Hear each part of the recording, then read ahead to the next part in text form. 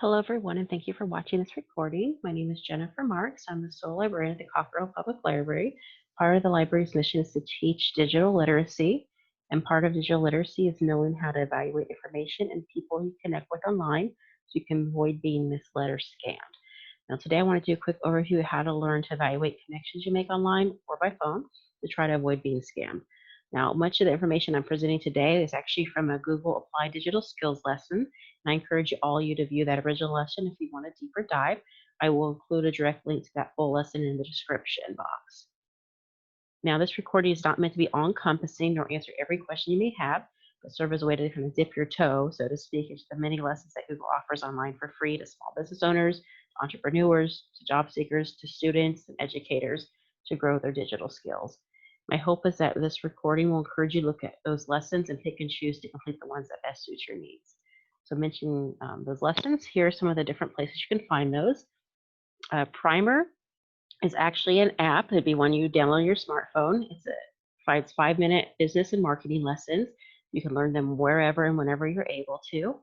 Small Solves is a series of quick help videos that answer questions to help make the most of your digital skills, digital tools, from starting a live stream to updating your business profile and many things in between. Apply Digital Skills, where you can learn practical digital skills using a free project-based video curriculum. That's where I'm getting this lesson from. Much of it I'm condensing it, but there's a fuller version there, as well as other lessons as well. Skillshop, you can actually master the Google tools you may use at work for free online training. These are e-learning courses designed by Google product experts. You can learn at your own pace and actually get Google product certified. And then Go Grow with Google provides free training tools and resources to help you grow your skills, grow your career, or grow your business. But today we're focusing on some online scams. So scams are nothing new, but the frequency in which we are threatened seems to increase with the growth of the internet. Online scams are increasingly common risk on the internet. Unfamiliar people may contact you online or by phone to buy, sell, send, or receive something or request personal information.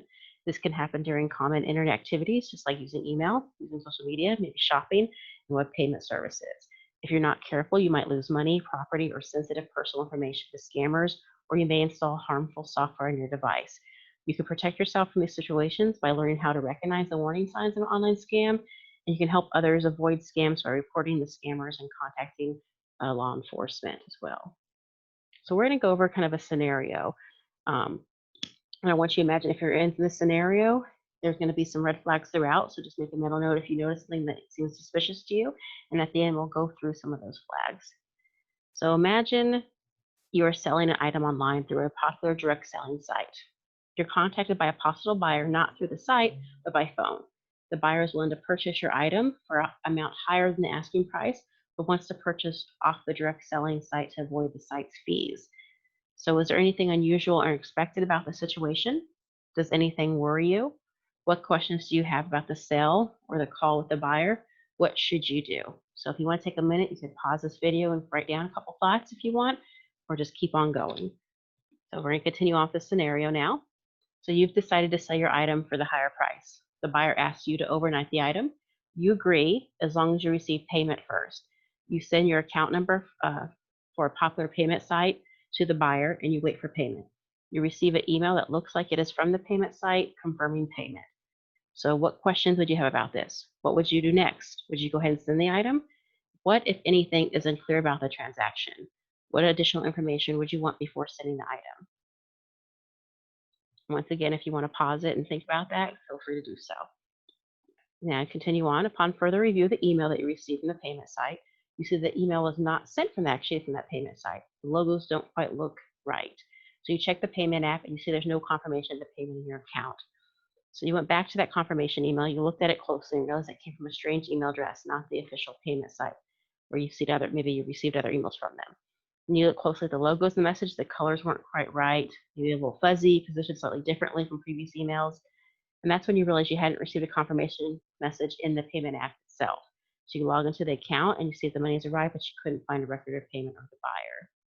So what would you do now at this point? So let's go back. This had multiple warning signs in here. So we'll go over each of them, and this may help you. So in this scenario, there are several warning signs that you were targeted by an online scam. First was the buyer called you. Though the personal touch of phone call may seem nice at first, calling directly to ask for money, property, or personal information is often part of an online scam. A legitimate business will never ask for your personal information over the phone unless you initiated the call. So if the caller doesn't give a name or doesn't want to call you back, hang up. Next one is the leaving a trusted site. The buyers also suggest that you leave a trusted auction site to complete the purchase. Those trusted sites take steps to protect the users. So if you're shopping on a trusted e-commerce site and someone's just leaving that site to receive payment, beware. They might be trying to scam you. I know in this scenario they said, oh, it's to avoid fees, but the thing is that trusted site has those fees because they have people set up to protect you. Next, the receipt the buyer sent looked official at first and included the payment site logos, but when you can later look at it more carefully, you compare the email to other emails you've gotten, you notice it looked different. You look at the actual, the logos itself, the text was blurry, and the logo colors look different. You also looked at where the email was sent from, and it usually a company will be an email address. You could look at the previous emails to see if the email address matches up, and it didn't in this case. So official emails from known companies usually have the name or service at thecompany.com. So if it was through Amazon, it'd be, customer service at amazon.com. They usually have something similar to that. So you need to look at the email. And if you have other emails from them, look back and see what those emails are from. We mentioned there was no confirmation directly from the payment site. You actually, this is an app maybe you're using, you could actually go sign in directly by yourself to that payment site and you can see if you got confirmation through there. In this case, you didn't, so the email you received didn't match with what the payment company was telling you. And then finally, we didn't really mention this, but if when you start asking questions of the buyer, if they stop contact, that should tell you that this is a scam. If someone gets upset or stops communicating with you when you ask fair questions, it's like you're caught in a scam. And you can take other steps to defy online scams. You can see that you confirm that payments are received directly into your account as well. So if you usually get these transferred to your banking pretty quickly, you might look at your bank account. So here are some ways to avoid scams. One, you can focus on buying and selling only on trusted websites. You want to avoid suspicious buyers and sellers, and that's by looking into what communication they have with you. You want to inspect emails and documents for authenticity, and you want to confirm payments directly into your accounts. So this lesson focused on one type of online scam, known as a buying and selling scam. Other scams might target you for your identity theft or bank information, or try to get you to open files or websites infected with computer viruses. Identifying and avoiding all types of scam is important for your online safety. By identifying scams, you can avoid losing items that you're selling to fraudulent buyers or paying for something the seller never sends you. It could be the opposite way. Identifying scams also helps you avoid sharing personal information with the wrong people. It keeps you safe from hacked accounts and identity theft. If you identify a scam, you should also learn to report it to the website where it appeared and contact law enforcement. And by that, I mean, in this case, if you were on a popular adoption site and this person got your information through there, but then asked you to get off the site, you may want to go back to that site and say, hey, look, this person and whatever information you got from them, that email you got from them, send it to that auction site so they know, hey, there's someone going through your site and scamming your possible, your users. Now, remember, you can avoid scams by, as these things I mentioned.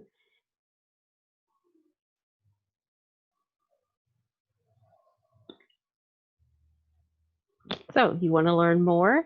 I would say look at the resources I'm putting in the description, as well as maybe look at this more in-depth lesson on applied digital skills. And you can always reach out to me, Jennifer Marks, at the Cockrell Hill Public Library.